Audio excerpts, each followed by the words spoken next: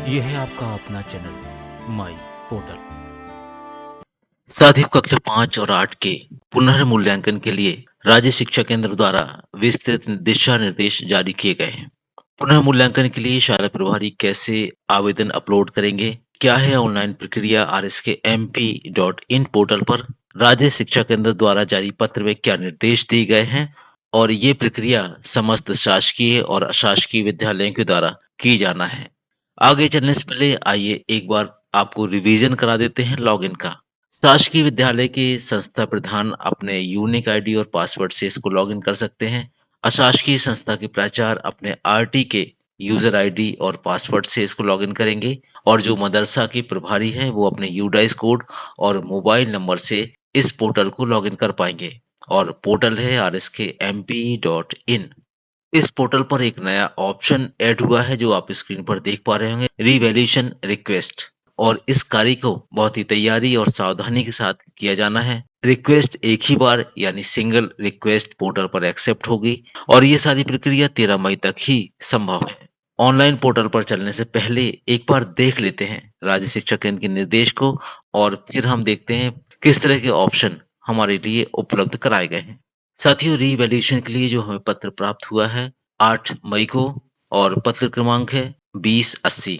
पत्र का विषय दिया हुआ है कक्षा 5 और 8 की वार्षिक परीक्षा में सत्र 23-24 परीक्षा परिणाम उपरांत पुनर्मूल्यांकन हेतु प्रक्रिया। पत्र को बहुत ही ध्यान से सुनेंगे तो आपको सारी प्रक्रिया खुद ब खुद समझ में आ जाएगी। लिखा हुआ है, प्रदेश की शासकीय मान्यता प्राप्त, अशासकीय अनुदान प्राप्त शालाओं एवं मदरसों में अध्ययनरत कक्षा 5 और 8 के छात्रों की वार्षिक मुख्य परीक्षा सत्र 23-24 के परिणाम की घोषणा दिनांक 23 अप्रैल को की जा चुकी है। वार्षिक परीक्षा उपरांत वार्षिक लिखित परीक्षा में अनुत्तीर्ण अथवा परीक्षा में सम्मिलित होने के बावजूद भी मूल्यांकन केंद्र द्वारा अनुपस्थित दर्शाए जाने के कारण अनुपस्थित घोषित होने वाले परीक्षार्थियों के लिए परीक्षा पोर्टल पर पुनर्मूल्यांकन का प्रावधान किया गया है। rskmp.in पोर्टल पर पुनर्मूल्यांकन की चरणबद्ध प्रक्रिया निम्न अनुसार की जाएगी। सबसे पहला, विद्यालय द्वारा की जाने वाली प्रक्रिया। इसमें पहला बिंदु है, विद्यालय rskmp.in पोर्टल पर लॉगिन कर पुनर्मूल्यांकन विंडोज को ओपन करके कक्षा 5 और 8 का चयन करें।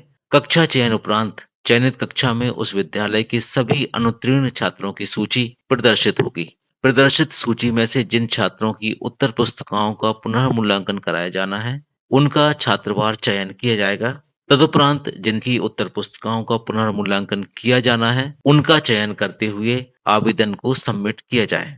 तीसरा बिंदु है, परीक्षा पोर्टल पर एक छात्र हेतु मूल्यांकन का आवेदन जमा करने का केवल एक ही अवसर उपलब्ध होगा, अतः प्रथम बार में ही छात्र के पुनर्मूल्यांकित किए जाने वाले विषयों का सावधानी पूर्वक चयन कर आवेदन सबमिट किए जाएं। आगे लिखा हुआ है कि संस्था विद्यालय द्वारा उपरोक्त अनुसार आवेदन सबमिट करते ही सभी आवेदनों की सूची संबंधित बीआरसीसी मूल्यांकन केंद्र अधिकारी तथा सहायक मूल्यांकन केंद्र अधिकारी के यूजर आईडी पर प्रदर्शित होगी।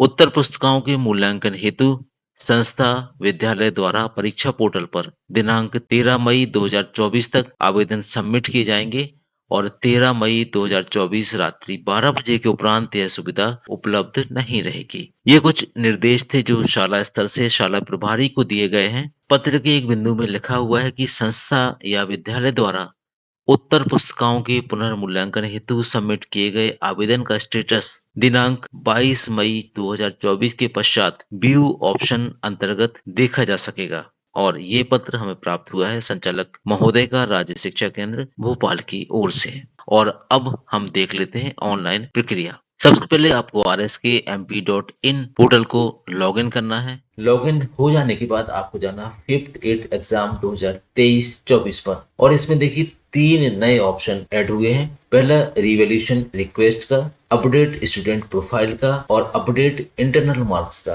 अभी हम जिसकी बात कर रहे हैं वो है रिवॉल्यूशन रिक्वेस्ट की। ओपन कर लेते हैं, क्लिक करते हैं। क्लिक करने के बाद आपको अपने विद्यालय का यूटाइज कोड यहाँ पर लिखा हुआ मिलेगा। इसके बाद आपको क्लास सिलेक्ट करना है, कक्षा 5 या कक्षा 8, जिस भी कक्षा के बच्चों की आप रिवॉल्यूशन रिक्वेस्ट फिल करना चाहते हैं उस क्लास को सिलेक्ट कर लीजिए। और आपको यहाँ पर जो भी सूची प्रदर्शित होगी, जो भी बच्चों के नाम दिखाई देंगे, या तो वो ऐसे बच्चे हैं जो परीक्षा में सम्मिलित होने के बाद भी किसी विषय में अनुत्तीर्ण दिख रहे हैं, प्रदर्शित हो रहे हैं। इस लिस्ट में से आपको ये तय करना है कि किस बच्चे का आपको पुनः मूल्यांकन कराना है। जिस बच्चे का आपको पुनः मूल्यांकन कराना है उस नाम के लास्ट में आप देखेंगे एक अप्लाई का एक एरो बना हुआ है। आप इस एरो को क्लिक करेंगे, इस बच्चे की सारी डिटेल्स आपके सामने आ जाएगी। जैसे आपने क्लिक किया तो आपने देखा सब्जेक्ट डिटेल्स आपको दिखाई दे रही है हिंदी और गणित की। इसका मतलब ये हुआ कि हिंदी और गणित में ये बच्चा अनुत्तीर्ण है। अब यहाँ पर चेक बॉक्स दिया हुआ है, अगर आप दोनों ही कक्षाओं का रिवॉल्यूशन कराना चाहते हैं तो आप उसको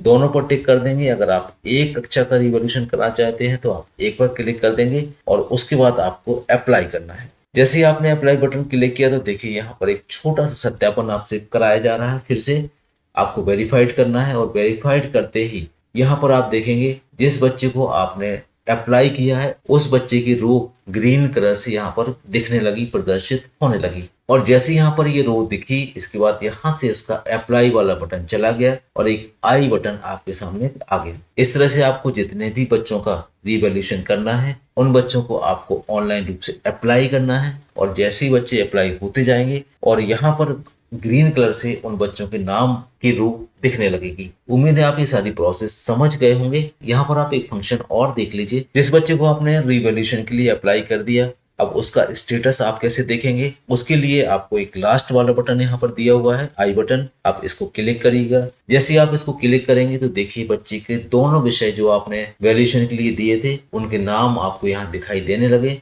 लास्ट में स्टेटस आपको यहाँ पर पेंडिंग दिख रहा है, इसका मतलब अभी बच्चे का वैल्यूएशन पेंडिंग है। जैसे ही वैल्यूएशन में कोई चेंज होगा तो यहाँ पर न्यू मार्क्स में आपको चेंजेस मिल जाएंगे और स्टेटस चेंज हो जाएगा। अगर बच्चे के मार्क्स नहीं बदलते हैं तो यहाँ पर स्टेटस नो चेंज आपको दिखाई देने लगेगा।